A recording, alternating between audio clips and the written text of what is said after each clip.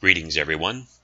This video is in response to a video put out by a YouTuber who calls himself Phil Advise of the YouTube channel The Advise Show TV. In this video, Phil Advise takes a look at FBI crime statistics for the year 2015. And he makes it abundantly clear he is either woefully ignorant or woefully dishonest.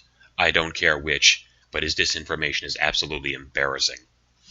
So for the sake of correcting his disinformation, I'm going to put out a short video just to point out the correct information, and also to point out some things that other respondents to this video have missed. So let's hear what Phil Advise has to say. As we look at this, it's broken down, and we're going to look at the total number of arrests. They say 8.2 million arrests. That's on this thing here. Now, they break it down. 5.7 million white, 2.1 million black, 174,020 on the American Indian or Alaska Native, Asian, 100,000 arrests, Native Hawaiian, other Pacific Islander. You have 23,272 is what they want to put on here. Okay, I'm going to stop here to talk about the racial categories to point something out.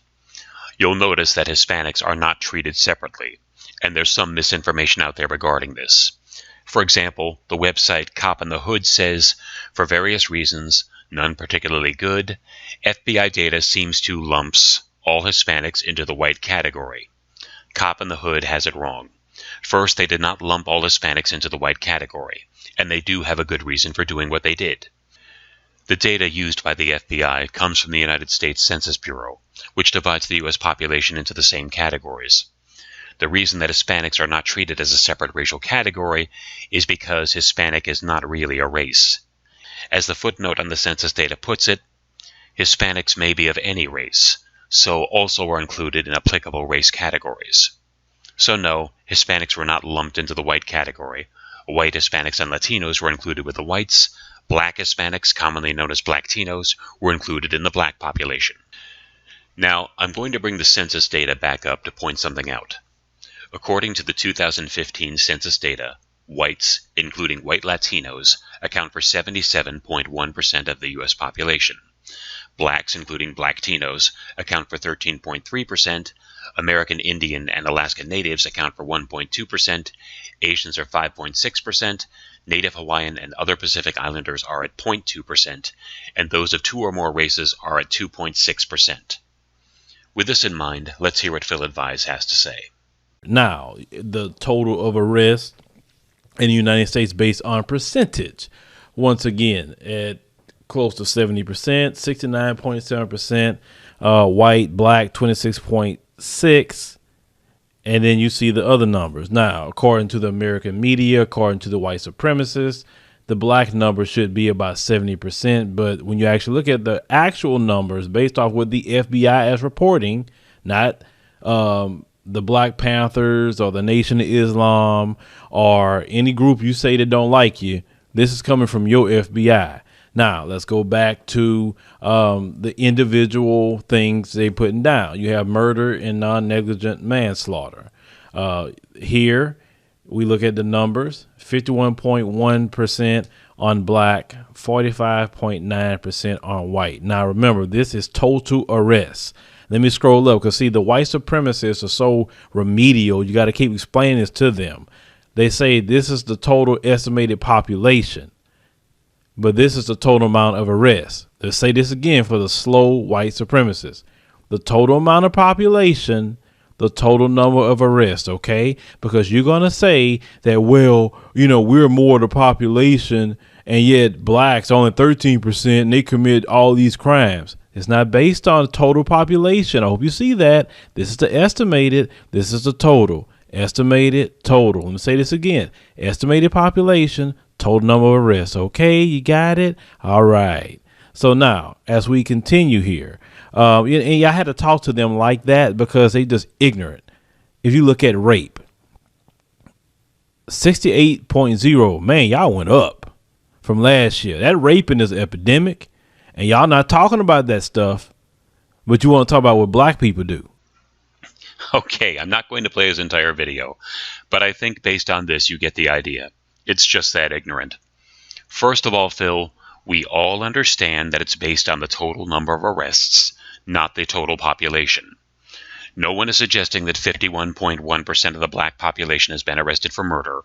If that were true, then the black population in the U.S. would be much, much, much smaller, since 93% of all homicides on black people are committed by other blacks.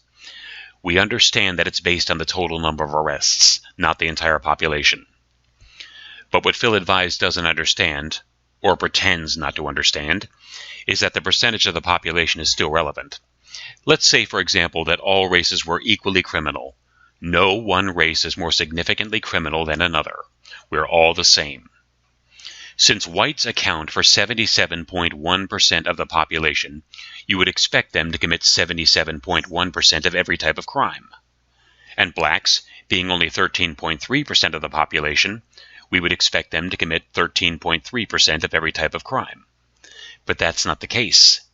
Black criminality is out of proportion to its population, with one exception, and I will get to that in a minute.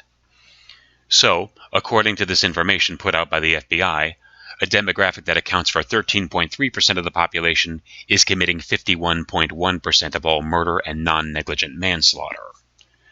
With this in mind, and since Phil Advise brought this up, let's take a look at the rape statistics again. According to the Census Bureau, in 2015, whites, including white Hispanics and Latinos, account for 77.1% of the population, yet they commit only 68% of all rapes. While I don't downplay how horrible this crime is, I would point out that it's well below the percentage of the white population. On the other hand, blacks, which account for only 13.3% of the population, commit 28.2% of all rapes, which is wildly out of proportion to their population.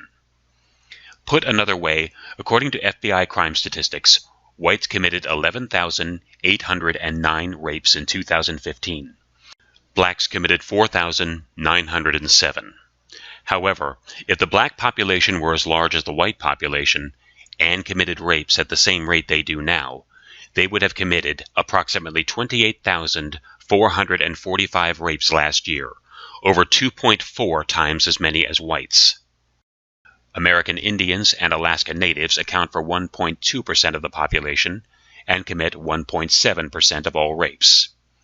Phil Advise is right about one thing, though. Asians do very well. Despite being only 5.6% of the population, they commit only 1.5% of the murder and 1.6% of the rape. And looking at the murder statistics in this light is absolutely horrifying. According to the FBI crime statistics, blacks were arrested for 4,347 murders and non-negligent manslaughters. But if the black population were as large as the white population and committed murder and non-negligent manslaughter at the same rate they do now, they will have killed about 25,200 people, almost 6.5 times as many as whites. And as we can see, robbery is even more epidemic among blacks than murder. A demographic that accounts for 13.3% of the population commits 53.5% of all robbery. But Phil Advise has an interesting theory as to why that is.